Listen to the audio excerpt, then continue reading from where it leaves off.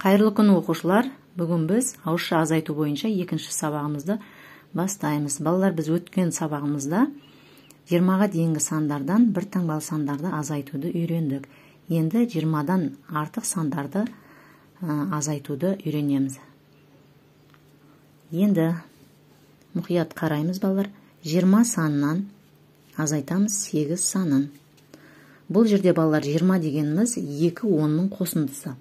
Яғни разрядтарға жіктегенімізде 20-мыз тең болады 2 10-ның қосындысына. Неке 10 мен 10-ның қосындысы 20-ға тең болады.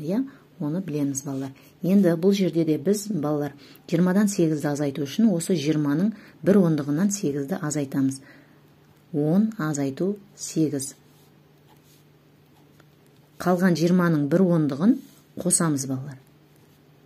Тең болады. Сонда 10-нан 8-ді азайтсақ 2, 10-ға 2-ні қосамыз, 12.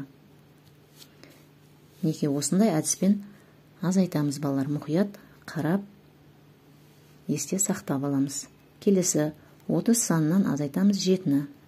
Бұл жерде де дәл солай 30 дегеніміз 3 ондық, яғни 3 ондықтың 1 ондығынан 7-ні санын азайтып аламыз.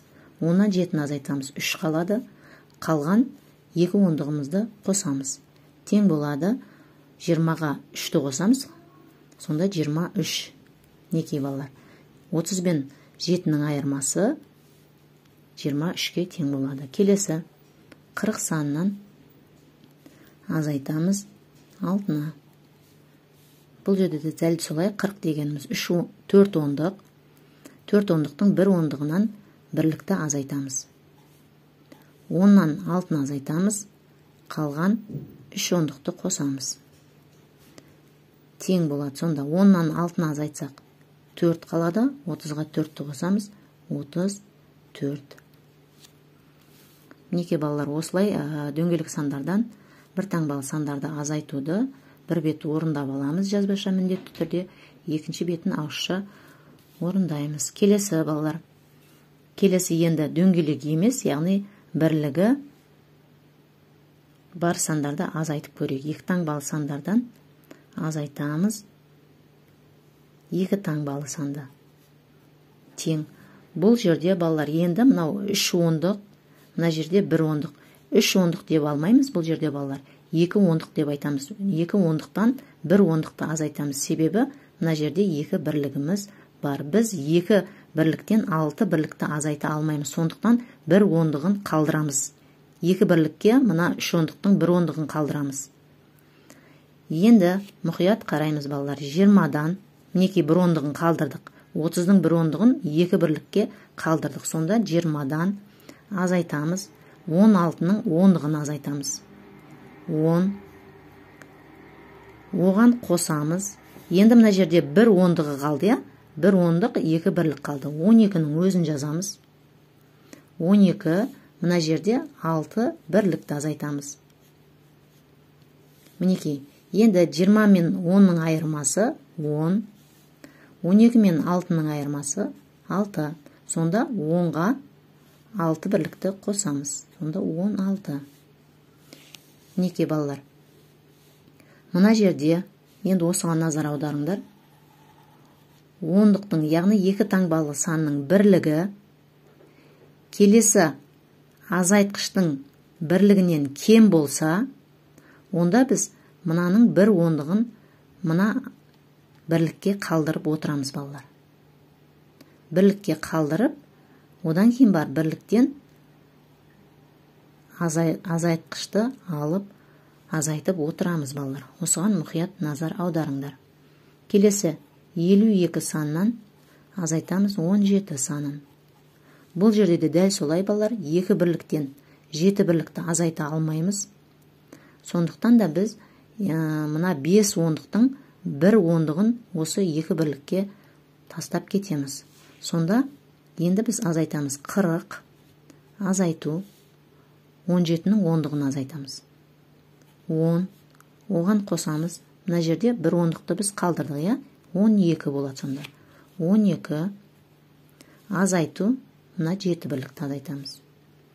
7 бірлік. Тең болады. Енді 40-тан 10-ды азайтамыз. 30. 12-ден 7-ні азайтамыз, 5. Енді 30 бен 5-ті қосамыз, 35.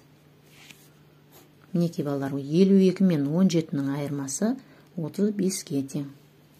Енді балалар, келесі 56 мен 43 айырмасын табайық балалар. Енді балалар, бұл жерде мұқият назар аударыңдар. 6 бірліктен 3 бірлікті азайтамыз.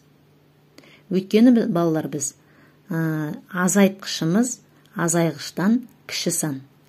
Яғни мына жерде бірлігіміз мына бірліктен артық болса, онда азайтуымызға болады. 6 бірліктен 3 бірлікті азайтамыз.